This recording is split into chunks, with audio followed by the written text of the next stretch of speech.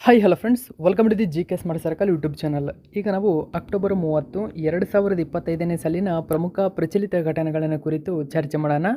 ನಿಮಗೆಲ್ಲ ಗೊತ್ತಿರಲಿ, ಪ್ರತಿದಿನ ನಾನು ಕನ್ನಡದ ಪ್ರಜಾವಾಣಿ ಸೇರಿದಂತೆ ಕನ್ನಡದ ಇತರ ಎಲ್ಲ ನ್ಯೂಸ್ ಪೇಪರ್ಗಳು, ಇಂಗ್ಲೀಷ್ನ ದಿ ಹಿಂದೂ ಮತ್ತು ಇಂಗ್ಲೀಷ್ನ ಇತರ ಎಲ್ಲ ನ್ಯೂಸ್ ಪೇಪರ್ಗಳ ಜೊತೆಗೆ ಕೇಂದ್ರ ಸರ್ಕಾರ ಪ್ರತಿದಿನ ಅಪ್ಡೇಟ್ ಮಾಡ್ತಕ್ಕಂಥ PIB ನ್ಯೂಸ್ ಪೇಪರ್ಗಳ ಪ್ರಮುಖ ಪ್ರಚಲಿತ ಘಟನೆಗಳನ್ನು ನಿಮ್ಮ ಮುಂದೆ ತರ್ತಾ ಇರ್ತೀನಿ. ಹಾಗಾದರೆ ಇವತ್ತಿನ ಕ್ವಶ್ಚನ್ ನಂಬರ್ 1 ಏನಿದೆ ಅಂತ ನೋಡೋಣ ಬನ್ನಿ. ಒಂದನೇ ಕ್ವಶನನ್ನು ಗಮನಿಸಿ. ನೋಡಿ, ನಾಗರಿಕ ವಿಮಾನಗಳನ್ನು ಪೂರ್ಣ ಪ್ರಮಾಣದಲ್ಲಿ ಭಾರತದಲ್ಲೇ ತಯಾರಿಸುವ ಐತಿಹಾಸಿಕ ಒಪ್ಪಂದಕ್ಕೆ HAL ಇತ್ತೀಚೆಗೆ ಕೆಳಗಿನ ಯಾವ ದೇಶದ ಯುನೈಟೆಡ್ ಏರ್ಕ್ರಾಫ್ಟ್ ಕಾರ್ಪೊರೇಷನ್ UAC ಜೊತೆಗೆ ಒಪ್ಪಂದ ಮಾಡಿಕೊಂಡಿದೆ? ಸರಿಯಾಗಿರ್ತಕ್ಕಂಥ ಉತ್ತರ ಆಪ್ಷನ್ ನಂಬರ್ 2, ರಷ್ಯಾ. ತುಂಬಾ ಇಂಪಾರ್ಟೆಂಟ್ ಆಗುತ್ತೆ ಈ ಒಂದು ಕ್ವಶನ್ ನಿಮಗೆ. ಸೊ ಈ ಒಂದು ಮಾಹಿತಿಯನ್ನು ಕನ್ನಡದಲ್ಲಿ ಕೊಟ್ಟಿದ್ರು ನೋಡಿ. ಆಗಸಕ್ಕೆ ಭಾರತದ ರೆಕ್ಕೆ ಬೆಂಗಳೂರಿನಲ್ಲಿರ್ತಕ್ಕಂಥ ಬೆಂಗಳೂರಿನಲ್ಲಿ ಕೇಂದ್ರ ಕಚೇರಿಯನ್ನು ಹೊಂದಿರತಕ್ಕಂಥ HALನಿಂದ ರಷ್ಯಾ ಜೊತೆ ಐತಿಹಾಸಿಕ ಮಹತ್ವದ ಒಪ್ಪಂದಕ್ಕೆ ಸಹಿ ಹಾಕಿರ್ತಕ್ಕಂಥದ್ದು. ಹಾಗಾದರೆ ಅದು ಏನು ಒಪ್ಪಂದ ಗಮನಿಸಿ. ನಾಗರಿಕ ವಿಮಾನಗಳನ್ನು ಪೂರ್ಣ ಪ್ರಮಾಣದಲ್ಲೇ ಭಾರತದಲ್ಲೇ ತಯಾರಿಸುವ ಐತಿಹಾಸಿಕ ಒಪ್ಪಂದವೊಂದಕ್ಕೆ ಬೆಂಗಳೂರಿನಲ್ಲಿ ಕೇಂದ್ರ ಕಚೇರಿ ಹೊಂದಿರುವ ಹಿಂದೂಸ್ತಾನ್ ಏರೋನಾಟಿಕ್ಸ್ ಲಿಮಿಟೆಡ್ HAL ಮತ್ತು ರಷ್ಯಾ ದೇಶದ ಯುನೈಟೆಡ್ ಏರ್ಕ್ರಾಫ್ಟ್ ಕಾರ್ಪೊರೇಷನ್ UAC ಒಪ್ಪಂದ ಮಾಡಿಕೊಂಡಿದೆ. ಈ ಒಪ್ಪಂದದ ಅನ್ವಯ HAL ಭಾರತದಲ್ಲೇ SJ-100 ವಿಮಾನಗಳನ್ನು ತಯಾರಿಸಲಿದೆ. ಓಕೆ, ಇಲ್ಲಿ ಗಮನಿಸಬೇಕು, ಈ SJ-100 ಎಂಬುದು ಒಂದು ವಿಮಾನವಾಗಿದೆ. ಇದು ಅಂದರೆ ನಾಗರಿಕರನ್ನು ಹೊತ್ತೊಯ್ಯುವಂಥ ಒಂದು ವಿಮಾನ. ಇದು ಈ ವಿಮಾನವನ್ನು ಪೂರ್ಣ ಪ್ರಮಾಣದಲ್ಲಿ ಇನ್ನು ಮುಂದೆ ಭಾರತದಲ್ಲೇ ತಯಾರು ಮಾಡ್ತಾ ಇದೆ HAL. ಈ ಪೂರ್ಣ ಪ್ರಮಾಣದಲ್ಲಿ SJ ವಿಮಾನಗಳನ್ನು ಭಾರತದಲ್ಲೇ ತಯಾರಿಸಿ ಇವುಗಳನ್ನು ರಷ್ಯಾ ದೇಶಕ್ಕೆ ರವಾನಿಸುತ್ತದೆ. ಸೊ ಇದು ಐತಿಹಾಸಿಕ ಒಪ್ಪಂದವಾಗಿರತಕ್ಕಂಥದ್ದು ತುಂಬಾ ಇಂಪಾರ್ಟೆಂಟ್ ಆಗುತ್ತೆ, ನೆನಪಿರಬೇಕು. ಹಾಗಾದರೆ ವಿಮಾನ ಹೇಗಿರಲಿದೆ? ಗರಿಷ್ಠ 3500 ಕಿಲೋಮೀಟರ್ ಸಾಗುವ ಸಾಮರ್ಥ್ಯವನ್ನು ಹೊಂದಿದ್ದು 100ರಿಂದ 103 ಪ್ರಯಾಣಿಕರನ್ನು ಹೊತ್ತೊಯ್ಯಬಲ್ಲ ಸಾಮರ್ಥ್ಯವನ್ನು ಹೊಂದಿರತಕ್ಕಂಥದ್ದಿದು. ಸೊ ಇಷ್ಟು ಮಾಹಿತಿ ಇದಕ್ಕೆ ಸಂಬಂಧಪಟ್ಟಂತೆ ನೆನಪಿರಲಿ. ನೆಕ್ಸ್ಟ್ ಎರಡನೇ ಕ್ವಶನ್ ನೋಡಿ. ಇತ್ತೀಚೆಗೆ ಪ್ರತಿಷ್ಠಿತ ಆಗ್ನೇಯ ಏಷ್ಯಾ ರಾಷ್ಟ್ರಗಳ ಸಂಘ ASEANನ 11ನೇ ಸದಸ್ಯ ರಾಷ್ಟ್ರವಾಗಿ ಕೆಳಗಿನ ಯಾವ ದೇಶ ಸೇರ್ಪಡೆಗೊಂಡಿದೆ? ನೋಡಿ, 11th ಮೆಂಬರ್ ಆಫ್ ASEAN ಯಾವ ದೇಶ? ಆಪ್ಷನ್ ನಂಬರ್ 4 ಸರಿಯಾಗಿದೆ, ಈಸ್ಟ್ ತಿಮೋರ್. ನೋಡಿ, ಈಸ್ಟ್ ತಿಮೋರ್ ಏನಿದೆ ಇದೀಗ ASEANನ 11ನೇ ಸದಸ್ಯ ರಾಷ್ಟ್ರವಾಗಿ ಸೇರ್ಪಡೆಗೊಂಡಿರ್ತಕ್ಕಂಥದ್ದು. ಸೊ ಮೋಸ್ಟ್ ಇಂಪಾರ್ಟೆಂಟ್ ಆಗುತ್ತೆ, ನೆನಪಿರಬೇಕು. ದ ಇಂಡಿಯನ್ ಎಕ್ಸ್ಪ್ರೆಸ್ ಪೇಪರ್ನಲ್ಲಿ ಈ ಒಂದು ಮಾಹಿತಿಯನ್ನು ಕೊಟ್ಟಿದ್ದರು ನೋಡಿ. ಏಷಿಯಾಸ್ ಯಂಗೆಸ್ಟ್ ನೇಷನ್ ಜಾಯಿನ್ ASEAN. ನೋಡಿ, ಏಷ್ಯಾದ ಅತ್ಯಂತ ಯಂಗೆಸ್ಟ್ ನೇಷನ್ ಇದು. ಓಕೆ, ಅತಿ ಕಿರಿಯ ರಾಷ್ಟ್ರವಾಗಿರತಕ್ಕಂಥ ಈಸ್ಟ್ ತಿಮೋರ್ ಏನಿದೆ ASEANನ ಸದಸ್ಯ ರಾಷ್ಟ್ರವಾಗಿದೆ. ಸೊ ಈ ಒಂದು ಮಾಹಿತಿ ನ್ಯೂಸ್ ಪೇಪರಲ್ಲಿ ಕೊಟ್ಟಿದ್ದರು, ಗಮನಿಸಬಹುದು. East Timor ASEAN new member ಆಗಿ ಆಯ್ಕೆಯಾಗಿದೆ. ಈ ಒಂದು ಮಾಹಿತಿಯನ್ನು ನ್ಯೂಸ್ ಪೇಪರಲ್ಲಿ ಕೊಟ್ಟಿದ್ದರು, ಗಮನಿಸಬಹುದು. ಸೊ ತಿಮೋರ್ ಲೆಸ್ಟೆ ಅಂತಲೂ ಕೂಡ ಇದನ್ನ ಕರೀತಾರೆ. ಆಗ್ನೇಯ ಏಷ್ಯಾ ರಾಷ್ಟ್ರಗಳ ಸಂಘದ 11ನೇ ಸದಸ್ಯ ರಾಷ್ಟ್ರವಾಗಿದೆ. ದೇಶವು ಅಧಿಕೃತವಾಗಿ 2011ರಲ್ಲಿ ಇದರ ಸದಸ್ಯತ್ವಕ್ಕಾಗಿ ಅರ್ಜಿಯನ್ನು ಸಲ್ಲಿಸಿತ್ತು. ಆದರೆ ಅಕ್ಟೋಬರ್ 2025ರಂದು ಇದು ಸದಸ್ಯವಾಗಿ ಆಯ್ಕೆಯಾಗಿದೆ. ತಿಮೋರ್ ಲೆಸ್ಟೆ ಇದುವರೆಗಿನ ASEANನಲ್ಲಿ ಅತ್ಯಂತ ಕಡಿಮೆ GDPಯನ್ನು ಹೊಂದಿದೆ. ಇದು ಪ್ರಸ್ತುತ ASEAN ಸದಸ್ಯ ರಾಷ್ಟ್ರವಾದ ಲಾಹೋಸ್ನ 15%ಗಿಂತ ಕಡಿಮೆಯಾಗಿರತಕ್ಕಂಥದ್ದನ್ನು ಗಮನಿಸಬೇಕು ನೀವು. ಹಾಗಾದರೆ ASEAN ಬಗ್ಗೆ ತಿಳ್ಕೊಳ್ಳೋಣ. ಏನಿದು ASEAN? ಆಗಸ್ಟ್ 8, 1967ರಂದು ರಚಿಸಲಾಗಿದೆ. ಪ್ರಧಾನ ಕಚೇರಿ ಇಂಡೋನೇಷ್ಯಾದ ಜಕಾರ್ತದಲ್ಲಿದೆ. ಧ್ಯೇಯವಾಕ್ಯ ಒಂದು ರಾಷ್ಟ್ರ, ಒಂದು ಗುರುತು, ಒಂದು ಸಮುದಾಯ, one vision, one identity, one community ಎಂಬುದು ASEANನ ಧ್ಯೇಯವಾಕ್ಯವಾಗಿದೆ. ಗಮನಿಸಬೇಕು, ASEANನ ಧ್ಯೇಯವಾಕ್ಯ ಸುಮಾರು ಸರಿ ಎಕ್ಸಾಮಲ್ಲಿ ಕೇಳಿದರೆ ನೆನಪಿರಬೇಕು. ಪ್ರಧಾನ ಕಚೇರಿ ಇಂಡೋನೇಷ್ಯಾದ ಜಕಾರ್ತದಲ್ಲಿದೆ. ರಚನೆಯಾಗಿದ್ದು ಆಗಸ್ಟ್ 8, 1967ರಲ್ಲಿ. ASEANನ ಪ್ರಸ್ತುತ ಪ್ರಧಾನ ಕಾರ್ಯದರ್ಶಿ ಯಾರು ಅಂತ ಕೇಳಿದ್ರೆ ಕಾವೋ ಕಿಮ್ ಹೌರ್ನ್ ಎಂಬತಕ್ಕಂಥವರು. ಈ ವರ್ಷ ಅಧ್ಯಕ್ಷತೆಯನ್ನು ಪ್ರಧಾನಿ ಅನ್ವರ್ ಇಬ್ರಾಹಿಂ ನೇತೃತ್ವದ ಮಲೇಷ್ಯಾ ವಹಿಸಿಕೊಂಡಿದೆ ಎಂಬುದನ್ನು ಗಮನಿಸಬೇಕು. ನೆಕ್ಸ್ಟು 3ನೇ ಕ್ವಶನ್ ಏನಿದೆ ಅಂತ ಗಮನಿಸಿ. 2025ರಲ್ಲಿ ಅಂತಾರಾಷ್ಟ್ರೀಯ ಸೀಸ ವಿಷ ತಡೆಗಟ್ಟುವಿಕೆ ವಾರ. ನೋಡಿ, international lead poisoning prevention week. Okay, ಈ ವಾರವನ್ನು ಯಾವಾಗ ಆಚರಿಸಲಾಗುತ್ತದೆ? ಸರಿಯಾದಂಥ ಉತ್ತರ 19ರಿಂದ ಅಕ್ಟೋಬರ್ 2025. ಪ್ರತಿ ವರ್ಷ ಅಕ್ಟೋಬರ್ 19ರಿಂದ 25ರವರೆಗೆ. ಸಾರಿ ಫ್ರೆಂಡ್ಸ್, 2025 ಅಂದೆ. ನೋಡಿ, ಪ್ರತಿ ವರ್ಷ ಅಕ್ಟೋಬರ್ 19ರಿಂದ 25ರವರೆಗೆ international lead poisoning prevention week ದಿನವನ್ನಾಗಿ ನಾವು ಆಚರಣೆ ಮಾಡ್ತೀವಿ. ಹಾಗಾದರೆ ಏನಿದು ಸೀಸ? ನೋಡಿ, ಸೀಸ ಅಂದರೆ ಮುಖ್ಯವಾಗಿ ಪೆನ್ಸಿಲ್ನ ಒಳಗಡೆ ಇರತಕ್ಕಂಥ ಕಾರ್ಬನ್ ರೂಪದ ಒಂದು ವಸ್ತು. ಅದು ಮಾನವನ ದೇಹಕ್ಕೆ ಮೂಗಿನ ಮೂಲಕ ನಾವು ಉಸಿರಾಡುವಾಗ ಅದನ್ನು ಸೇವನೆ ಮಾಡಿದಾಗ ನಮ್ಮ ದೇಹದಲ್ಲಿ ಅತಿ ದೊಡ್ಡ ಪರಿಣಾಮವನ್ನು ಉಂಟು ಮಾಡುತ್ತದೆ. ಸೊ ಆರೋಗ್ಯಕ್ಕೆ ತುಂಬಾ ಹಾನಿಕಾರಕ ಅದು. ಆ ಕಾರಣಕ್ಕಾಗಿ ಈ ಲೆಡ್ನ ಪಾಯ್ಸನಿಂಗ್ ಆಗುವುದನ್ನು ತಡೆಗಟ್ಟುವಿಕೆ ವಾರವನ್ನಾಗಿ ಈ ದಿನಕ್ಕಾಗಿ ಮೀಸಲಿಡಲಾಗಿದೆ. ಗಮನಿಸಬೇಕು. ನ್ಯೂಸ್ ಪೇಪರಲ್ಲಿ ಈ ಒಂದು ಮಾಹಿತಿಯನ್ನು ಕೊಟ್ಟಿದ್ದರು. ಹಾಗಾದರೆ ಲೆಡ್ ಏನು ಮಾಡುತ್ತದೆ, ಈ ಡೀಟೇಲ್ಸನ್ನು ತಿಳ್ಕೊಳ್ಳೋಣ. 2025ರಲ್ಲಿ 13ನೇ ಆವೃತ್ತಿಯ ಅಂತಾರಾಷ್ಟ್ರೀಯ ಸೀಸ ವಿಷ ತಡೆಗಟ್ಟುವಿಕೆ ವಾರವನ್ನು ನಾವು ಅಕ್ಟೋಬರ್ 19ರಿಂದ 25ರವರೆಗೆ ನಡೆಸಿದ್ದೇವೆ. ಈ ವರ್ಷದ theme no safe level act now to the end lead exposure ಎಂಬುದು ಈ ವರ್ಷದ ಥೀಮ್. ಹಾಗಾದರೆ ಈ ಥೀಮ್ ನಿಮಗೆ ನೆನಪಿರಬೇಕು ಇಂಗ್ಲೀಷಲ್ಲಿ. ಸೊ ತುಂಬಾ ಇಂಪಾರ್ಟೆಂಟ್ ಆಗುತ್ತೆ. ಹಾಗಾದರೆ ಸೀಸದ ಬಗ್ಗೆ ತಿಳ್ಕೊಳ್ಳೋಣ. ಸೀಸ ನೋಡಿ, ಸೀಸ ಅಂದರೆ ನಾವು ಸೀಸನ್ ಕಡ್ಡಿಯನ್ನು ಬರಿತೀವಿ, ಅಂದರೆ ಪೆನ್ಸಿಲನ್ನು ಯೂಸ್ ಮಾಡ್ತಾ ಇರ್ತೀವಿ. ಆ ಪೆನ್ಸಿಲ್ ಒಳಗಡೆ ಕಪ್ಪಾದ ಒಂದು ಮಸಿ ಇರುತ್ತದೆ ನೋಡಿ. ಓಕೆ, ಅದನ್ನೇ ನಾವು ಕಾರ್ಬನ್ ಅಂತ ಕರೀತಾರೆ. ಆ ಕಾರ್ಬನ್ನೇ ಸೀಸ. ಪ್ರಾಥಮಿಕವಾಗಿ ಪರಿಸರ ಮತ್ತು ಕೈಗಾರಿಕಾ ಒಡ್ಡಿಕೊಳ್ಳುವಿಕೆಯ ಮೂಲಕ ಇದು ಸಂಭವಿಸುತ್ತದೆ. ಇದನ್ನು ಮುಖ್ಯವಾಗಿ ಬ್ಲಾಂಬಿಸಮ್ ಮತ್ತು ಸೆಟರ್ನಿಸಮ್ ಎಂತೂ ಕೂಡ ಕರೆಯಲಾಗುತ್ತದೆ. ಗಮನಿಸಿದನ್ನು ಬ್ಲಾಂಬಿಸಮ್ ಮತ್ತು ಸೆಟರ್ನಿಸಮ್ ಅಂತ ಕರೀತಾರೆ.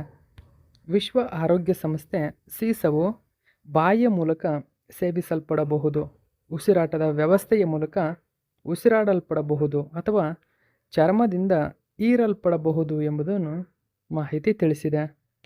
ಇಲ್ಲಿ ಬಾಸೆಲ್ ಸಮಾವೇಶ ನಿಮಗೆ ಗೊತ್ತಿರಬೇಕು. ಬಾಸೆಲ್ ಸಮಾವೇಶ ಈ ಅಂತಾರಾಷ್ಟ್ರೀಯ ಒಪ್ಪಂದವು ಸೀಸ ಒಳಗೊಂಡಿರುವ ವಸ್ತುಗಳು ಸೇರಿದಂತೆ ಅಪಾಯಕಾರಿ ತ್ಯಾಜ್ಯಗಳ ಗಡಿಯಾಚೆಗಿನ ಚಲನೆಯನ್ನು ನಿಯಂತ್ರಿಸುತ್ತದೆ. ನೋಡಿ, ಬಾಸೆಲ್ ಒಪ್ಪಂದ ಅಥವಾ ಸಮಾವೇಶ ಏನಿದೆ, ಮುಖ್ಯವಾಗಿ ಸೀಸವನ್ನು ಒಳಗೊಂಡಿರ್ತಕ್ಕಂಥ ವಸ್ತುಗಳು, ಅಪಾಯಕಾರಿ ತ್ಯಾಜ್ಯಗಳು, ಇವುಗಳ ಗಡಿಯಾಚೆಗಿನ ಚಲನೆಯನ್ನು ನಿಯಂತ್ರಿಸುತ್ತದೆ ಅದು. ಸೊ ಇದರ ಮೇಲೆ ಕಂಟ್ರೋಲಿಂಗ್ ಕೆಪಾಸಿಟಿಯನ್ನು ಏರಿರ್ತಕ್ಕಂಥದ್ದು ಬಾಸೆಲ್ ಸಮಾವೇಶ. ಇದರ ಬಗ್ಗೆ ನೆನಪಿರಲಿ. ನೆಕ್ಸ್ಟು 4ನೇ ಕ್ವಶನ್ ನೋಡಿ. ಇತ್ತೀಚೆಗೆ ಸುದ್ದಿಯಲ್ಲಿರುವ ಬೋಂಡ್ಲಾ ವನ್ಯಜೀವಿ ಅಭಯಾರಣ್ಯವು ಕೆಳಗಿನ ಯಾವ ರಾಜ್ಯದಲ್ಲಿ ಕಂಡುಬರುತ್ತದೆ? ಸರಿಯಾದಂಥ ಉತ್ತರ ಗೋವಾದಲ್ಲಿ. ಹಾಗಾದರೆ ಯಾಕೆ ಸುದ್ದಿಯಲ್ಲಿದೆ ಈ ಬೋಂಡ್ಲಾ ವೈಲ್ಡ್ ಲೈಫ್ ಸೆಂಚುರಿ? ಯಾಕೆ ಸುದ್ದಿಯಲ್ಲಿದೆ? The Times of India news ಪೇಪರಲ್ಲಿ ಕೊಟ್ಟಿದ್ದರು. ಆಫ್ಟರ್ 12 ಇಯರ್ಸ್ ಅಂದರೆ 12 ವರ್ಷಗಳ ನಂತರ Bondla wild life sanctuary to welcome new animals. ಹಾಗಾದರೆ ಬೋಂಡ್ಲಾ ವೈಲ್ಡ್ ಲೈಫ್ ಸೆಂಚುರಿಗೆ ಹೊಸ ಪ್ರಾಣಿಗಳನ್ನು ಬಿಡಲಾಗಿದೆ 12 ವರ್ಷಗಳ ನಂತರ. ಯಾವ ಪ್ರಾಣಿಗಳು? ಈ ಡೀಟೇಲ್ಸನ್ನು ನಾವು ತಿಳ್ಕೊಳ್ಳೋಣ. ಸೊ ಗಮನಿಸಿ, ಇತ್ತೀಚೆಗೆ ಬೋಂಡ್ಲಾ ವನ್ಯಜೀವಿ ಅಭಯಾರಣ್ಯದೊಳಗೆ ಗೋವಾದ ಏಕೈಕ ಮೃಗಾಲಯವಿದೆ. ಓಕೆ, ಸೊ ಈ ಮೃಗಾಲಯಕ್ಕೆ 12 ವರ್ಷಗಳ ನಂತರ ಹೊಸ ಪ್ರಾಣಿಗಳನ್ನು ಬಿಡಲಾಗಿದೆ. ಆ ಪ್ರಾಣಿ ಒಂದನೇದಾಗಿ ಬೊಗಳುವ ಜಿಂಕೆ, ಬಾರ್ಕಿಂಗ್ ಡೀರ್, ಎರಡನೇದಾಗಿ 1 ಜೋಡಿ ಕರಡಿಗಳು. ನೋಡಿ, ಪೇರ್ ಆಫ್ ಸ್ಲಾತ್ ಬೀರ್ಸ್, ಇವುಗಳನ್ನು ಸ್ವಾಗತಿಸಲಾಗಿದೆ, ಅಂದರೆ ಈ ಮೃಗಾಲಯಕ್ಕೆ ಬಿಡಲಾಗಿದೆ. ಈ ಕಾರಣಕ್ಕಾಗಿ ಬೋಂಡ್ಲಾ ವನ್ಯಜೀವಿ ಅಭಯಾರಣ್ಯ ಸುದ್ದಿಯಲ್ಲಿದೆ. ಈ ಅಭಯಾರಣ್ಯ ಗೋವಾದ ಈಶಾನ್ಯ ಭಾಗದಲ್ಲಿ ಕಂಡುಬರುತ್ತದೆ ಎಂಬುದನ್ನು ಗಮನಿಸಬೇಕು. ಓಕೆ, ಇಷ್ಟು ಮಾಹಿತಿ ಈ ಕ್ವಶನಿಗೆ ಸಂಬಂಧಪಟ್ಟಂತೆ ನೆನಪಿರಬೇಕು. ನೆಕ್ಸ್ಟ್ 5ನೇ ಕ್ವಶನ್ ಗಮನಿಸಿ. ಇನ್ನೊಂದು ಪಾಯಿಂಟ್ ನಿಮಗೆ ನೆನಪಿರಬೇಕು, ಪ್ರತಿದಿನ ಜಿ ಕೆ ಟುಡೇ ಕ್ವಶನ್ಗಳನ್ನು ನಿಮ್ಮ ಮುಂದೆ ನಾನು ತರ್ತಾ ಇರ್ತೀನಿ. ಸೊ ಪ್ರತಿದಿನ ಜಿ ಕೆ ಟುಡೆಯಲ್ಲಿ 5 ಕ್ವಶನನ್ನು ಅಪ್ಡೇಟ್ ಮಾಡ್ತಾ ಇರ್ತಾರೆ. ಆ 5 ಕ್ವಶನ್ಗಳು ಕೂಡ ನಿಮಗೆ ಎಕ್ಸಾಮಿಗೆ ಇಂಪಾರ್ಟೆಂಟ್ ಆಗುತ್ತೆ. ಆ ಕಾರಣಕ್ಕಾಗಿ ಪ್ರತಿದಿನ ನಾನು ಕರೆಂಟ್ ಅಫೇರ್ಸ್ ಏನು ಮಾಡ್ತೀನಿ, ಅದರಲ್ಲಿ ಜಿ ಕೆ ಟುಡೇ ಕೂಡ ಆ್ಯಡ್ ಮಾಡ್ತಾ ಇರ್ತೀನಿ. ಯಾಕಂದರೆ ಮಂತ್ಲಿ ಎಂಡಲ್ಲಿ ನಾನು PDF ಅನ್ನು ಕೊಡ್ತೀನಿ ಆ ಮಂತ್ ಎಂಡಲ್ಲಿ. ಸೊ ಆ ಕಾರಣಕ್ಕಾಗಿ ಆ ಮಂತಿನ ಎಲ್ಲ ಜಿ ಕೆ ಟುಡೇ ಕ್ವಶನ್ಗಳಾಗಿರ್ಬೋದು, ಅದರ ಜೊತೆಗೆ ನಾನು ಮಾಡ್ತಕ್ಕಂಥ PAB ನ್ಯೂಸ್ ಪೇಪರು, ಕನ್ನಡದ ನ್ಯೂಸ್ ಪೇಪರು ಮತ್ತು ಇಂಗ್ಲೀಷ್ ನ್ಯೂಸ್ ಪೇಪರ್ನ ಎಲ್ಲ ಕರೆಂಟ್ ಅಫೇರ್ಸ್ ಕೂಡ ಇರುತ್ತದೆ. ಸೊ ಆ ಕಾರಣಕ್ಕಾಗಿ ಸಂಪೂರ್ಣ ಮಾಹಿತಿ ಆ ಒಂದೇ PDF ಅಲ್ಲಿ ನಿಮಗೆ ಲಭ್ಯವಾಗುತ್ತದೆ ಎಂಬುದನ್ನು ಗಮನಿಸಬೇಕು. ಓಕೆ, ಸೊ 5ನೇ ಕ್ವಶನ್ ಗಮನಿಸಿ. ಸಾರ್ವಜನಿಕ ಆರೋಗ್ಯ ಸಮಸ್ಯೆಯಾದ ಟ್ರಾಕೋಮಾವನ್ನು ನಿರ್ಮೂಲನೆ ಮಾಡಿದ 26ನೇ ದೇಶ ಯಾವುದು? ಸರಿಯಾದಂಥ ಉತ್ತರ ಫಿಜಿ. ಆಪ್ಷನ್ ನಂಬರ್ 4 ಸರಿಯಾಗಿದೆ. ಫಿಜಿ ಈ ಸಾಧನೆಯನ್ನು ಮಾಡಿದೆ. ಗಮನಿಸಿ, Fiji becomes the 26th country to eliminate trachoma as a public health problem. Okay, so ಈ ಒಂದು ಮಾಹಿತಿ ನ್ಯೂಸ್ ಪೇಪರಲ್ಲಿ ಕೊಟ್ಟಿರ್ತಕ್ಕಂಥದ್ದನ್ನು ಗಮನಿಸಬೇಕು. ಸಾರ್ವಜನಿಕ ಆರೋಗ್ಯ ಕಾಳಜಿಯಾಗಿ ಟ್ರಕೋಮಾವನ್ನು ತೊಡೆದುಹಾಕಲು ಫಿಜಿ ಅಧಿಕೃತವಾಗಿ 26ನೇ ದೇಶವಾಗಿದೆ. ಟ್ರಕೋಮಾ ಒಂದು ನಿರ್ಲಕ್ಷಿತ ಉಷ್ಣವಲಯದ ಕಾಯಿಲೆ ಮತ್ತು ಇದು ಕುರುಡುತನಕ್ಕೆ ವಿಶ್ವದ ಪ್ರಮುಖ ಸಾಂಕ್ರಾಮಿಕ ಕಾರಣವಾಗಿದೆ. ಸೊ ಟ್ರಕೋಮಾ ಕಣ್ಣಿಗೆ ನೀಡತಕ್ಕಂಥ ಒಂದು ಪ್ರಾಬ್ಲಮ್ ಆಗಿದೆ. ಹಾಗಾದರೆ ನಿಮಗೆ ಡೈರೆಕ್ಟಾಗಿ ಕೇಳ್ಬೋದು, ಟ್ರಕೋಮಾ ಎಂಬತಕ್ಕಂಥ ರೋಗ ದೇಹದ ಯಾವ ಭಾಗಕ್ಕೆ ತೊಂದರೆಯನ್ನು ಕೊಡುತ್ತದೆ ಅಂತ. ನಮ್ಮ ಕಣ್ಣು, ಇದು ನೆನಪಿರಬೇಕು. ಓಕೆ, ನಮ್ಮ ಕಣ್ಣಿಗೆ ಇದು ಕುರುಡುತನವನ್ನು ಉಂಟು ಮಾಡುತ್ತದೆ. ಸೊ ಇದು ಕ್ಲಮೈಡಿಯಾ ಟ್ರಕೋಮಾಟಿಸ್ ಎಂಬ ಬ್ಯಾಕ್ಟೀರಿಯಾದಿಂದ ಉಂಟಾಗುತ್ತದೆ. ಗಮನಿಸಿ, ಬ್ಯಾಕ್ಟೀರಿಯಾದಿಂದ ಈ ರೋಗ ಉಂಟಾಗುತ್ತದೆ. ಹಾಗಾದರೆ ಈ ರೋಗವು ಯಾವ ಸಂಪರ್ಕದಿಂದ ಹರಡುತ್ತದೆ? ವೈಯಕ್ತಿಕ ಸಂಪರ್ಕ, ಕಲುಷಿತ ಮೇಲ್ಮೈಗಳು, ಕಣ್ಣು ಅಥವಾ ಮೂಗಿನ ಸ್ರವಿಕೆಗೆ ಒಡ್ಡುಗೊಳ್ಳುವ ನೊಣಗಳು. ಸೊ ಈ ನೊಣಗಳ ಮೂಲಕ ಇದು ಹರಡುತ್ತದೆ. ಭಾರತವು ಸಾರ್ವಜನಿಕ ಆರೋಗ್ಯ ಸಮಸ್ಯೆಯಾಗಿ ಟ್ರಕೋಮಾವನ್ನು ಯಶಸ್ವಿಯಾಗಿ ಆಲ್ರೆಡಿ ತೊಡೆದು ಹಾಕಿದೆ. ಓಕೆ, ಇದು ಕೂಡ ನೆನಪಿರಬೇಕು ನಿಮಗೆ. ಭಾರತದಲ್ಲಿ ಟ್ರಕೋಮಾ ಸಮಸ್ಯೆ ಇಲ್ಲ. ನೆಕ್ಸ್ಟು 6ನೇ ಕ್ವಶನ್ ನೋಡಿ. ಇತ್ತೀಚೆಗೆ ಕೊಚ್ಚಿಯ ನೌಕಾನೆಲೆಯಲ್ಲಿ ನಿಯೋಜಿಸಲಾದಂತಹ INS ಇಕ್ಷಾಕ್ ಅನ್ನು ಕೆಳಗಿನ ಯಾವ ಭಾರತೀಯ ಹಡಗು ನಿರ್ಮಾಣ ಕಂಪನಿ ನಿರ್ಮಿಸಿದೆ? INS ಇಕ್ಷಾಕ್. ಸರಿಯಾದಂಥ ಉತ್ತರ ಆಪ್ಷನ್ ನಂಬರ್ 2 ಗಮನಿಸಿ. Garden Reach ship builders and engineers limited ಇದನ್ನು ನಿರ್ಮಿಸಿದೆ. ಮಿನಿಸ್ಟ್ರಿ ಆಫ್ ಡಿಫೆನ್ಸಲ್ಲಿ ಈ ಒಂದು ಮಾಹಿತಿಯನ್ನು ಕೊಟ್ಟಿದ್ದರು. PAB ನ್ಯೂಸ್ ಪೇಪರ್ನ ಕ್ವಶನ್ ಇದು, ಗಮನಿಸಬೇಕು. ಇದು ತುಂಬಾ ಇಂಪಾರ್ಟೆಂಟ್ ಆಗುತ್ತೆ. Indian Navy set to commission Ikshak the third survey vessel. ನೋಡಿ, ಇದು ಥರ್ಡ್ ಸರ್ವೆ ವೆಸಲ್ ಆಗಿದೆ. ಲಾರ್ಜಿ ಅಂತ ಕರೀತಾರೆ. ಇಕ್ಷಕ್, INS ಇಕ್ಷಕ್ ನೆನಪಿರಲಿ. ಇಂಡಿಯನ್ ನೇವಿಗೆ ಇದನ್ನು ಬಿಡುಗಡೆ ಮಾಡಲಾಯಿತು. ಸೊ ಯಾರು ನಿರ್ಮಾಣ ಮಾಡಿದರು ಅಂತ ನಿಮಗೀಗ ಗೊತ್ತಾಗಿದೆ. ಆಲ್ರೆಡಿ ಈ ಕ್ವಶನಲ್ಲಿ ತಿಳಿಸಿದ್ದೀನಿ. ಓಕೆ, ಸೊ ಕೊಚ್ಚಿಯ ನೌಕಾನೆಲೆಯಲ್ಲಿ ಇದನ್ನು ನಿಯೋಜಿಸಲಾಗಿದೆ. ದಿ ಗೈಡ್ ಎಂಬ ಅರ್ಥವನ್ನು ನೀಡತಕ್ಕಂಥ ಇಕ್ಷಕನ್ನು ಕೋಲ್ಕತ್ತಾದ Garden Reach ship builders and engineers limited ಅಂದರೆ GRSE ಇದನ್ನು ನಿರ್ಮಿಸಿದೆ. ಈ ಹಡಗು ನೀರೊಳಗಿನ ಹೈಡ್ರೋಗ್ರಫಿಯನ್ನು ಅಧ್ಯಯನ ಮಾಡುತ್ತದೆ ಮತ್ತು ಸಮುದ್ರ ಸಂಚರಣೆಗೆ ಸಹಾಯ ಮಾಡುತ್ತದೆ. ಓಕೆ, ಸೊ ಇದು 6ನೇ ಕ್ವಶನ್ನ ಪೂರ್ಣ ಮಾಹಿತಿ. ಇನ್ನು ನಾವು 7ನೇ ಕ್ವಶನ್ ನೋಡೋಣ. ಇತ್ತೀಚೆಗೆ ಅಂತಾರಾಷ್ಟ್ರೀಯ ಸೌರ ಒಕ್ಕೂಟ ಇಂಟರ್ನ್ಯಾಷನಲ್ ಸೋಲಾರ್ ಅಲಯನ್ಸ್ನ ಈ ಅಸೆಂಬ್ಲಿಯ 8ನೇ ಅಧಿವೇಶನ ಕೆಳಗಿನ ಯಾವ ಸ್ಥಳದಲ್ಲಿ ನಡೆಯಿತು? ಆಪ್ಷನ್ ನಂಬರ್ 3 ಸರಿಯಾಗಿದೆ. ನವದೆಹಲಿ. ನವದೆಹಲಿಯ ಭಾರತ್ ಮಂಟಪದಲ್ಲಿ 8ನೇ ಸೀಸನ್ನ ಇಂಟರ್ನ್ಯಾಷನಲ್ ಸೋಲಾರ್ ಅಲಯನ್ಸಸ್ ನಡೆದಿದೆ. ಓಕೆ, ಸೊ ISA ಅಂತ ನೆನಪಿರಬೇಕು. President inaugurates 8th season of international solar alliance assembly. ಹಾಗಾದರೆ ಡೈರೆಕ್ಟಾಗಿ ಕ್ವಶನ್ ಕೇಳಬಹುದು. 2025ನೇ ಸಾಲಿನ 8ನೇ ಆವೃತ್ತಿಯ ಇಂಟರ್ನ್ಯಾಷನಲ್ ಸೋಲಾರ್ ಅಲಯನ್ಸ್ ಅಸೆಂಬ್ಲಿಯ ಯಾರು ಇನಾಗ್ರೇಟ್ ಮಾಡಿದರು, ಯಾರು ಉದ್ಘಾಟನೆ ಮಾಡಿದರು, ಉದ್ಘಾಟಕರು ಯಾರು? ಪ್ರೆಸಿಡೆಂಟ್ ದ್ರೌಪದಿ ಮುರ್ಮು ಎಂಬುದು ನೆನಪಿರಬೇಕು ನಿಮಗೆ. ಹಾಗಾದರೆ ಇಲ್ಲಿ ಇನ್ನೊಂದು ಪ್ರಮುಖ ಮಾಹಿತಿ ಏನಂದರೆ, ಈ ಇಂಟರ್ನ್ಯಾಷನಲ್ ಸೋಲಾರ್ ಅಲಯನ್ಸಸ್ ಏನಿದೆ ಭಾರತದಲ್ಲಿ ಕೇಂದ್ರ ಕಚೇರಿಯನ್ನು ಹೊಂದಿರತಕ್ಕಂಥ ಏಕೈಕ ಮತ್ತು ಅಂತಾರಾಷ್ಟ್ರೀಯ ಮಟ್ಟದ ಒಂದು ಸಂಸ್ಥೆ. ಅಂದರೆ ಅಂತಾರಾಷ್ಟ್ರೀಯ ಮಟ್ಟದಲ್ಲಿ ಸುದ್ದಿಯಾಗಿರ್ತಕ್ಕಂಥ ಒಂದು ಸಂಸ್ಥೆ ಭಾರತದಲ್ಲಿ ಕೇಂದ್ರ ಕಚೇರಿಯನ್ನು ಹೊಂದಿರತಕ್ಕಂಥದ್ದು ಇದೇ ಮೊದಲು ಎಂಬುದನ್ನು ಗಮನಿಸಬೇಕು. ಓಕೆ, ಇದು ಇಂಪಾರ್ಟೆಂಟ್, ನಿಮಗೆ ನೆನಪಿರಲಿ ಇದು ನಿಮಗೆ. ಓಕೆ, ಅಂತಾರಾಷ್ಟ್ರೀಯ ಸೌರ ಒಕ್ಕೂಟ ಅಸೆಂಬ್ಲಿಯ 8ನೇ ಅಧಿವೇಶನ ನವದೆಹಲಿಯ ಭಾರತ ಮಂಟಪದಲ್ಲಿ ಪ್ರಾರಂಭವಾಗಿದೆ. ಅಸೆಂಬ್ಲಿಯು ISAಯ ಪ್ರಮುಖ ವರದಿಗಳಾದ ಈಸ್ ಆಫ್ ಡೂಯಿಂಗ್ ಸೌರಶಕ್ತಿ 2025, ಸೌರ ಪ್ರವೃತ್ತಿಗಳು 2025 ಈ ಸಮಯದಲ್ಲಿ ಬಿಡುಗಡೆ ಮಾಡಿತು. ಓಕೆ, ಸೊ ಇಲ್ಲಿ ಗಮನಿಸಬಹುದು, ISA ಪ್ರತಿ ವರ್ಷ 2 ಪ್ರಮುಖ ವರದಿಗಳನ್ನು ಅಥವಾ ಸೂಚ್ಯಂಕಗಳನ್ನು ಬಿಡುಗಡೆ ಮಾಡುತ್ತದೆ. ಅವು ಯಾವುವು ಅಂದರೆ ಈಸ್ ಆಫ್ ಡೂಯಿಂಗ್ ಸೌರಶಕ್ತಿ 2025, ಎರಡನೇದು ಸೌರ ಪ್ರವೃತ್ತಿಗಳು 2025. ಈ 2 ಪ್ರಮುಖ ವರದಿಗಳನ್ನು ಬಿಡುಗಡೆ ಮಾಡುತ್ತದೆ. ಈ ಸಂದರ್ಭದಲ್ಲಿ ಇವು ಬಿಡುಗಡೆಯಾಗಿದೆ ಎಂಬುದನ್ನು ನೆನಪಿರಬೇಕು. ಹಾಗಾದರೆ ಈ ಇಂಟರ್ನ್ಯಾಷನಲ್ ಸೋಲಾರ್ ಅಲಯನ್ಸ್ ಏನಿದೆ, ಇದನ್ನು ಪ್ಯಾರಿಸ್ನಲ್ಲಿ ನಡೆದಂತಹ COP21 ಸಮಯದಲ್ಲಿ ಭಾರತ ಮತ್ತು ಫ್ರಾನ್ಸ್ ಏನಿದೆ ಜಂಟಿಯಾಗಿ ಇದನ್ನು ಪ್ರಾರಂಭಿಸಿದವು.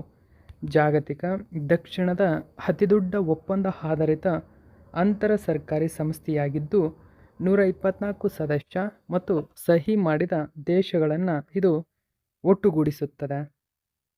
ಡಿಸೆಂಬರ್ 6, 2017 15 ದೇಶಗಳು ISA ಫ್ರೇಮ್ವರ್ಕ್ ಒಪ್ಪಂದಕ್ಕೆ ಸಹಿ ಹಾಕಿ ಅಂಗೀಕರಿಸಿದವು. ಇದರಿಂದಾಗಿ ISA ಭಾರತದಲ್ಲಿ ಪ್ರಧಾನ ಕಚೇರಿಯನ್ನು ಹೊಂದಿರುವ ಮೊಟ್ಟ ಮೊದಲ ಅಂತಾರಾಷ್ಟ್ರೀಯ ಅಂತರ ಸರ್ಕಾರಿ ಸಂಸ್ಥೆ ಎಂಬುದನ್ನು ಗಮನಿಸಬೇಕು. ಸೊ ಇದು ನಿಮಗೆ ಎಕ್ಸಾಮಿಗೆ ಇಂಪಾರ್ಟೆಂಟ್ ಆಗುತ್ತೆ, ನೆನಪಿರಲಿ. ನೆಕ್ಸ್ಟ್ 8ನೇ ಕ್ವಶನ್ ನೋಡೋಣ. ಸೊ ಇಂಪಾರ್ಟೆಂಟ್ ಆಗುತ್ತೆ, ಕ್ವಶನನ್ನು ಗಮನಿಸಿ. ಇತ್ತೀಚೆಗೆ ವಿಶ್ವದ ಮೊಟ್ಟ ಮೊದಲ ನೋಡಿ ಪೆಗ್ಡ್ ಸ್ಟೇಬಲ್ ಕಾಯಿನ್ ಅನ್ನು JPYC ಎಂದು ಕೆಳಗಿನ ಯಾವ ದೇಶ ಬಿಡುಗಡೆ ಮಾಡಿದೆ? ಸೊ ಅಲ್ಲಿ ಗಮನಿಸಬಹುದು, ಪೆಗ್ಡ್ ಸ್ಟೇಬಲ್ ಕಾಯಿನ್ ಅಂತ ಕರೀತಾರೆ. ಇದು ವರ್ಲ್ಡ್ ಫಸ್ಟ್. ಇಲ್ಲಿ ಕ್ವಶನನ್ನು ಅರ್ಥ ಮಾಡ್ಕೋಬೇಕು ನೀವು. ವಿಶ್ವದ ಮೊಟ್ಟ ಮೊದಲ ಪೆಗ್ಡ್ ಸ್ಟೇಬಲ್ ಕಾಯಿನ್ ಅಂತ ಕರೀತಾರೆ. ನೋಡಿ, ಎನ್ ಎಂಬುದು ನಿಮಗೆ ಇದೊಂದು ಕರೆನ್ಸಿ ಅಂತ ನೆನಪಿರಬೇಕು. ಎಂಬುದು ಒಂದು ಕರೆನ್ಸಿ. ಓಕೆ, ಹಾಗಾದರೆ ಯಾವ ದೇಶದ ಕರೆನ್ಸಿ ಅಂತ ಗೊತ್ತಾಗ್ಬಿಟ್ರೆ ಇದಕ್ಕೆ ನಿಮಗೆ ಆನ್ಸರ್ ಸಿಕ್ಬಿಡುತ್ತೆ. ಯಾವ ದೇಶದ್ದು? ಜಪಾನ್ ದೇಶದ ಕರೆನ್ಸಿ ಎಂಬುದು. ಓಕೆ, ಪೆಗ್ಡ್ ಸ್ಟೇಬಲ್ ಕಾಯಿನ್ ಇತ್ತೀಚೆಗೆ JPYC ಎಂದು ಜಪಾನ್ ಬಿಡುಗಡೆ ಮಾಡಿದೆ. ಸೊ ಇದು ಹಾಗಾದರೆ ಏನಿದು ಪೆಗ್ಡ್ ಸ್ಟೇಬಲ್ ಕಾಯಿನ್, ಇದರ ಬಗ್ಗೆ ಡೀಟೇಲ್ಸನ್ನು ತಿಳ್ಕೊಳ್ಳೋಣ. ದಿ ಹಿಂದೂ ಪೇಪರ್ನಲ್ಲಿ ಒಂದು ಮಾಹಿತಿ ಕೊಟ್ಟಿದ್ದರು. Japan sees world's first pegged stable coin. So debut ಬಿಡುಗಡೆ ಮಾಡಿದೆ. ಹಾಗಾದರೆ ಏನಿದು ಕಾಯಿನು, ಡೀಟೇಲ್ಸನ್ನು ತಿಳ್ಕೊಳ್ಳೋಣ. ಮುಖ್ಯವಾಗಿ JPYC ಎಂದು ಹೆಸರಿಸಲಾಗಿದೆ. ಇದು ಡಿಜಿಟಲ್ ಹಣಕಾಸಿನಲ್ಲಿ ಪ್ರಮುಖ ಹೆಜ್ಜೆ. ಹಾಗಾದರೆ ಪೆಗ್ಡ್ ಸ್ಟೇಬಲ್ ಕಾಯಿನ್ ಎಂಬುದು ಡಿಜಿಟಲ್ ಹಣಕಾಸಿನ ಒಂದು ಪ್ರಮುಖ ಹೆಜ್ಜೆ. ಡಿಜಿಟಲ್ ಫೈನಾನ್ಸ್ಗೆ ಸಂಬಂಧಪಟ್ಟಿದೆ. ಇದನ್ನು ಸ್ಟಾರ್ಟಪ್ JPYC ಬಿಡುಗಡೆ ಮಾಡುತ್ತಿದೆ ಮತ್ತು ಜಪಾನೀಸ್ ಸರ್ಕಾರಿ ಬಾಂಡ್ಗಳು, ದೇಶೀಯ ಉಳಿತಾಯದಿಂದ ಸಂಪೂರ್ಣವಾಗಿ ಇದು ಬೆಂಬಲಿತವಾಗಿದೆ. ಈ ನಾಣ್ಯವನ್ನು ಸಂಪೂರ್ಣವಾಗಿ ಗೆ ಪರಿವರ್ತಿಸಬಹುದಾಗಿದೆ ಮತ್ತು ವ್ಯಾಪಕ ಅಂತಾರಾಷ್ಟ್ರೀಯ ಬಳಕೆಗೆ ಗುರಿಯನ್ನು ಹೊಂದಿದೆ. ನೆಕ್ಸ್ಟು 9ನೇ ಕ್ವಶನ್ ನೋಡೋಣ. 2025 ಏಷ್ಯನ್ ಯೂತ್ ಕ್ರೀಡಾಕೂಟದಲ್ಲಿ 18 ವರ್ಷದೊಳಗಿನ ಬಾಲಕರ ಮತ್ತು 18 ವರ್ಷದೊಳಗಿನ ಬಾಲಕಿಯರ ಕಬಡ್ಡಿ ಸ್ಪರ್ಧೆಗಳಲ್ಲಿ ಯಾವ ದೇಶವು ಚಿನ್ನದ ಪದಕವನ್ನು ಗೆದ್ದಿದೆ? ಸರಿಯಾದಂಥ ಉತ್ತರ ನಮ್ಮ ಭಾರತ. ಓಕೆ, ಸೊ ಇಂಪಾರ್ಟೆಂಟ್ ಆಗುತ್ತೆ, ಗಮನಿಸಬಹುದು ನೀವು. ಏಷ್ಯನ್ ಯೂತ್ ಕ್ರೀಡಾಕೂಟ ಆರಂಭಗೊಂಡಿದೆ. ಏಷ್ಯನ್ ಯೂತ್ ಕ್ರೀಡಾಕೂಟ. ಈ ಏಷ್ಯನ್ ಯೂತ್ ಕ್ರೀಡಾಕೂಟದಲ್ಲಿ 18 ವರ್ಷದೊಳಗಿನ ಬಾಲಕರ ಮತ್ತು ಬಾಲಕಿಯರ ಕಬಡ್ಡಿ ಸ್ಪರ್ಧೆ ಚಾಂಪಿಯನ್ ಆಗಿದೆ. ಓಕೆ, ಚಿನ್ನದ ಪದಕವನ್ನು ಗೆದ್ದುಕೊಂಡಿರ್ತಕ್ಕಂಥದ್ದು. ಗಮನಿಸಿ, India clinch double gold in kabaddi at Asian youth games 2025. Boys and girls team ಇಲ್ಲಿ ಮುಖ್ಯವಾಗಿ ಚಾಂಪಿಯನ್ ಆಗಿರತಕ್ಕಂಥದ್ದನ್ನು ಗಮನಿಸಬಹುದು. ಅನ್ಬೀಟೇಬಲ್ ಒಂದು ಗೆಲುವು ಇದು. ಓಕೆ, ನ್ಯೂಸ್ ಪೇಪರಲ್ಲಿ ಈ ಒಂದು ಮಾಹಿತಿಯನ್ನು ಕೊಟ್ಟಿದ್ದರು. ಇನ್ನು ಬಾಲಕಿಯರ ತಂಡವು ಫೈನಲ್ನಲ್ಲಿ ಇರಾನನ್ನು ಸೋಲಿಸಿ ಚಾಂಪಿಯನ್ ಆಗಿದ್ದರೆ, ಬಾಲಕರ ತಂಡವು ಇರಾನನ್ನು ಸೋಲಿಸಿ ಚಾಂಪಿಯನ್ ಆಗಿದೆ. ನೋಡಿ, ಬಾಲಕಿಯರ ಮತ್ತು ಬಾಲಕರ ತಂಡ ಎರಡೂ ಕೂಡ ಇರಾನ್ನ ಫೈನಲ್ನಲ್ಲಿ ಇರಾನನ್ನು ಸೋಲಿಸಿ ಚಾಂಪಿಯನ್ ಆಗಿರತಕ್ಕಂಥದ್ದನ್ನು ಗಮನಿಸಬೇಕು. ಓಕೆ, ಸೊ ಇನ್ನು 10ನೇ ಕ್ವಶನ್ ನೋಡಿ. What was the theme of world polio day 2025? Okay, ಪ್ರತಿ ವರ್ಷ ಅಕ್ಟೋಬರ್ 24ರಂದು ನಾವು ವರ್ಲ್ಡ್ ಪೋಲಿಯೋ ದಿನವನ್ನಾಗಿ ಆಚರಣೆ ಮಾಡ್ತೀವಿ. ಹಾಗಾದರೆ ವರ್ಲ್ಡ್ ಪೋಲಿಯೋ ದಿನದ ಈ ವರ್ಷದ ಥೀಮ್ ಏನು ಅಂತ ಕೇಳಿದ್ರೆ, end polio every child every vaccine ಎಂಬುದು ಈ ವರ್ಷದ ಥೀಮ್. ಹಾಗಾದರೆ ವರ್ಲ್ಡ್ ಪೋಲಿಯೋ ದಿನದ ಸ್ವಲ್ಪ ಮಾಹಿತಿಯನ್ನು ನಾವು ತಿಳ್ಕೊಳ್ಳೋದಾದರೆ ಗಮನಿಸಿ. 1955ರಲ್ಲಿ ಮೊಟ್ಟ ಮೊದಲ ಯಶಸ್ವಿ ಪೋಲಿಯೋ ಲಸಿಕೆಯನ್ನು ಅಭಿವೃದ್ಧಿಪಡಿಸಿದಂತಹ American virologist doctor Jonas Salk ಅವರ ಜನ್ಮ ವಾರ್ಷಿಕೋತ್ಸವವನ್ನು ಸ್ಮರಿಸಲು ಪ್ರತಿ ವರ್ಷ ಅಕ್ಟೋಬರ್ 24ರಂದು ವಿಶ್ವ ಪೋಲಿಯೋ ದಿನವನ್ನು ನಾವು ಆಚರಣೆ ಮಾಡ್ತೇವೆ. ಪೋಲಿಯೋ ಮೈಲಿಟೀಸ್ ಎಂದು ಕರೆಯಲ್ಪಡುತ್ತದೆ. ಇದು ಪೋಲಿಯೋ ವೈರಸ್ನಿಂದ ಉಂಟಾಗುವ ಹೆಚ್ಚು ಸಾಂಕ್ರಾಮಿಕ ಕಾಯಿಲೆಯಾಗಿದೆ. ಓಕೆ, ಸೊ ಆ ಕಾರಣಕ್ಕಾಗಿ ನಾವು ಭಾರತ ಆಲ್ರೆಡಿ ಮಾರ್ಚ್ 27, 2014ರಂದು ಅಫಿಷಿಯಲಿ ಡಿಕ್ಲೇರ್ ಮಾಡಿತು ಪೋಲಿಯೋ ಫ್ರೀ ಕಂಟ್ರಿ ಅಂತ. ಓಕೆ, ಇಂಡಿಯಾ ಆಲ್ರೆಡಿ ಪೋಲಿಯೋ ಮುಕ್ತ ದೇಶ. ಸೊ ಇಷ್ಟೆಲ್ಲ ಇವತ್ತಿನ ಕರೆಂಟ್ ಅಫೇರ್ಸು. ಇವತ್ತಿನ ಪ್ರಶ್ನೆಗಳು ನಿಮಗಾಗಿ. ಸೊ ಪ್ರತಿಯೊಬ್ಬರು ಇದಕ್ಕೆ ಆನ್ಸರ್ ಮಾಡಲೇಬೇಕು. ಒಂದನೇ ಕ್ವಶನನ್ನು ಗಮನಿಸಿ. ಆಸಿಯನ್ನ ಧ್ಯೇಯ ವಾಕ್ಯವೇನು? ಇದನ್ನ ಪ್ರತಿಯೊಬ್ಬರು ಆನ್ಸರ್ ಮಾಡಲೇಬೇಕು ನನಗೆ. ಎರಡನೇದಾಗಿ, ಟ್ರೊಕೊಮಾ ಒಂದು ನಿರ್ಲಕ್ಷಿತ ಉಷ್ಣವಲಯದ ಕಾಯಿಲೆಯಾಗಿದ್ದು, ಹಾಗಾದರೆ ಇದಕ್ಕೆ ಕಾರಣವಾದಂತಹ ಜೀವಿ ಯಾವುದು? ಇದರ ಜೊತೆಗೆ ನಮ್ಮ ದೇಹದ ಯಾವ ಭಾಗಕ್ಕೆ ಇದು ತೊಂದರೆಯನ್ನು ಕೊಡುತ್ತೆ? ಈ ಕ್ವಶನ್ಗಳಿಗೆ ನೀವು ಆನ್ಸರ್ ಮಾಡಿ. ಓಕೆ, ಸೊ ನಿಮ್ಮ ಆನ್ಸರ್ಗಳಿಗೆ ನಾನು ಕಾಯ್ತಾ ಇರ್ತೀನಿ. ಇವತ್ತಿನ ಪ್ರಮುಖ ಪ್ರಚಲಿತ ಘಟನೆಯಾಗಿದೆ. ಇದೇ ತರಹದ ಮಾಹಿತಿಯೊಂದಿಗೆ ಮತ್ತೆ ನಿಮ್ಮನ್ನು ಭೇಟಿ ಆಗ್ತೀನಿ. Thank you so much for watching my video friends.